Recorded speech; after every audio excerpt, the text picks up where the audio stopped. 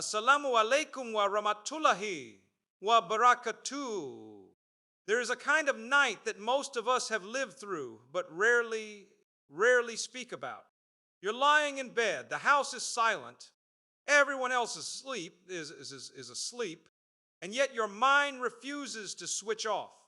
The bills you can't pay, the relationship that's falling apart, the diagnosis you're scared to think about, the child who won't listen no matter what you try, the version of yourself you thought you'd be by now, compared to the version staring back at you in the dark.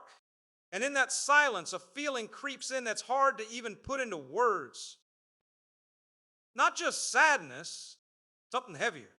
A sense of being broken, low, drained, like you're carrying weight that nobody else can see, and you don't even know where to put it down. If you've ever had a night like that, I want you to know something before we go any further. You are not weak for feeling this way, and you are not alone in it. Some of the greatest human beings to ever live, prophets, the chosen of Allah, went through nights exactly like this. And tonight I want to show you exactly what they reached for in those moments. Because it is the same thing available to you right now, wherever you are. That thing is the remembrance of Allah, Dhikr. And by the end of this talk, I want you to understand why. It isn't just a religious practice. It is quite literally medicine for a heart that feels like it's breaking. Part 1, why the heart specifically needs this. There's a reason Allah describes hearts finding rest specifically through His remembrance and not through anything else mentioned alongside it. Not through wealth, not through people, not through achievements. Specifically, hearts find rest in the remembrance of Allah. Think about why that makes sense. Every other source of comfort we run to has limits. Money runs out, or it never quite buys peace in the first place. People disappoint us, get tired of our problems, or simply aren't available at 10 a.m. when our mind is spiraling. Achievements feel good for a moment, and then the emptiness creeps right back in, demanding the next achievement to chase. None of these things were ever designed to fix what's actually breaking inside you, because what's breaking inside you isn't a logistics problem. It's a heart problem, and a heart problem requires a heart solution. Remembrance of Allah works directly on the heart, not because it magically removes your circumstances, but because it reconnects you to the one who is actually in control of those circumstances.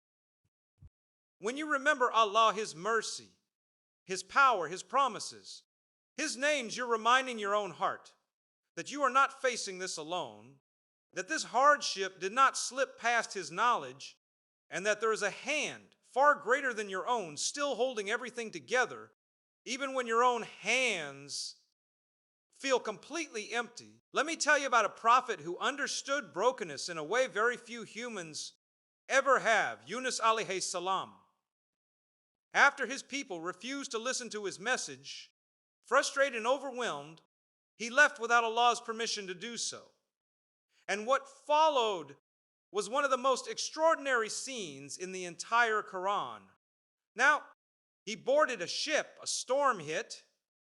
The sailors threw him overboard to lighten the load, and then, almost too dramatic to believe if it weren't true, a massive whale swallowed him whole.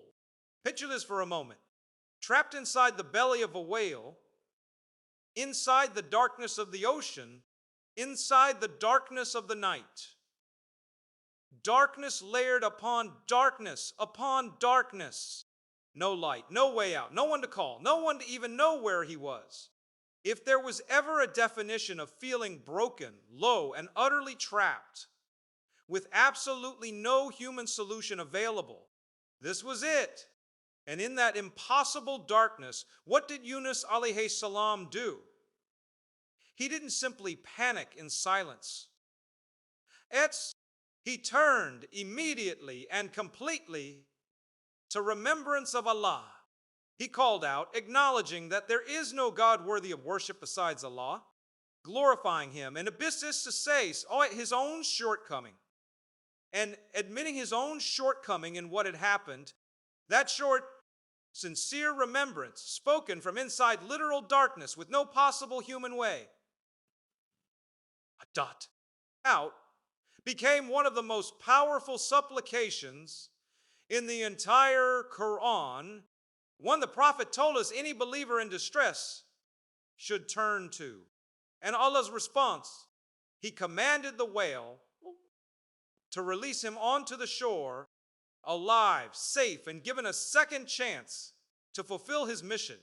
Notice the sequence carefully: brokenness, darkness, remembrance, deliverance.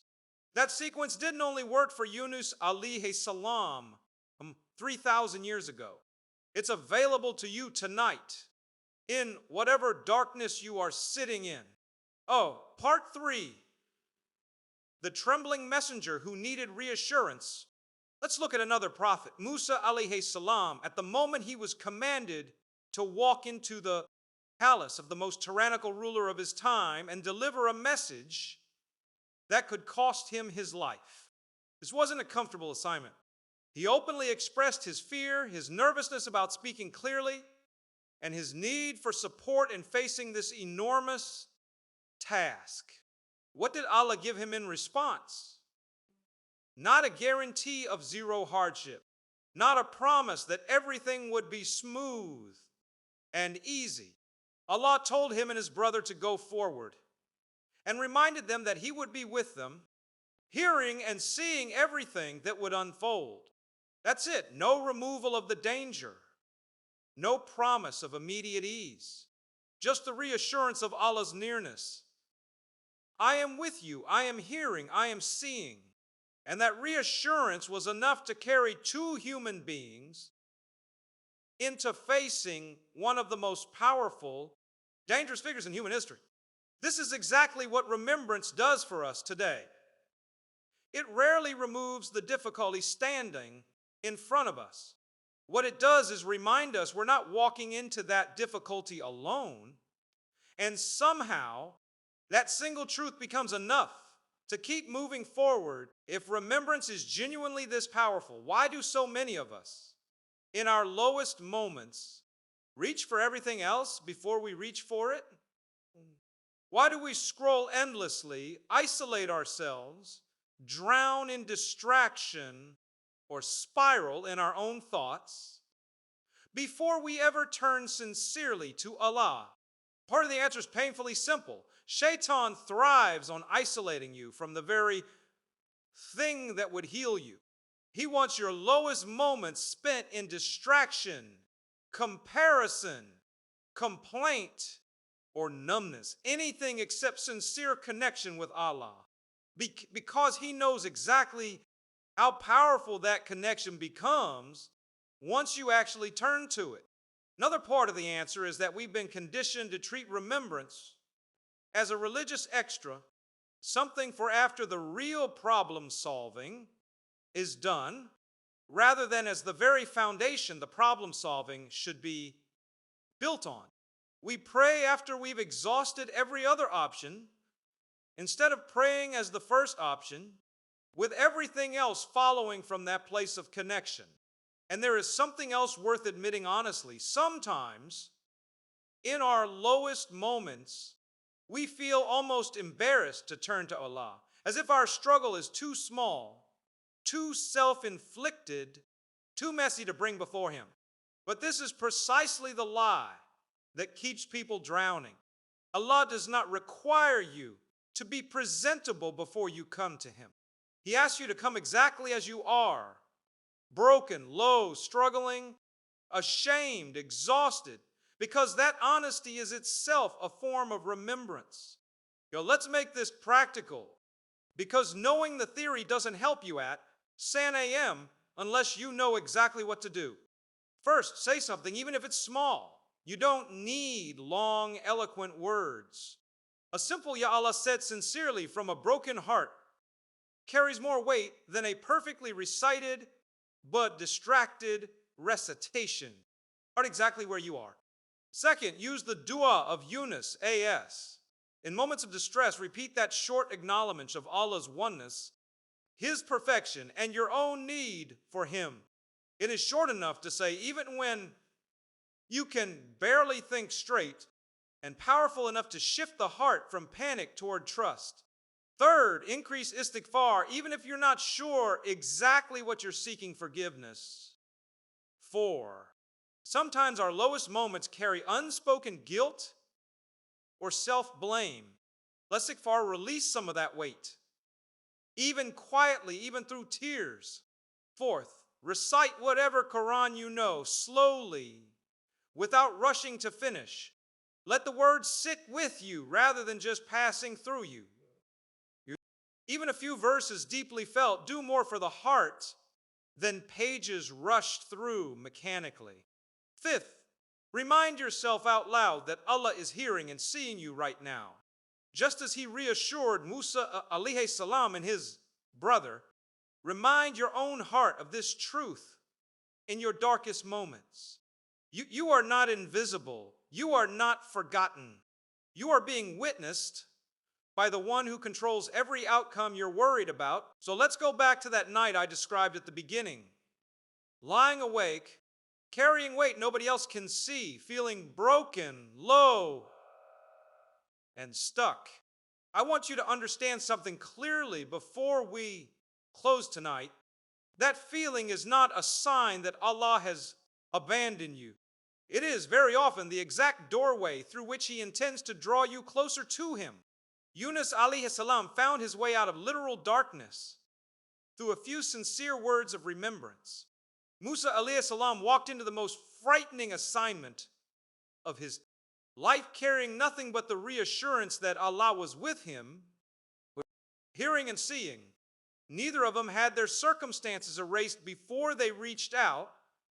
They reached out in the middle of the hardship, and that reaching out became the very thing that carried them through. So tonight, and on every night that feels like this one, don't reach first for distraction, isolation, or despair. Reach first for remembrance. Whisper His name. Say a few honest words, even broken ones. Let your heart return to the one who specifically promised that hearts find their rest in His remembrance and nowhere else. You are not too broken for this. You are not too low for this. You are not too far gone for this. Remembrance of Allah was never reserved for people who have it all together.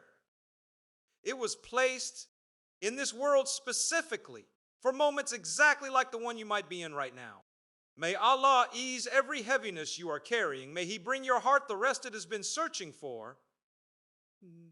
And may He make remembrance of Him the first place you run to, not the last. Assalamu alaikum wa rahmatullahi wa barakatuh.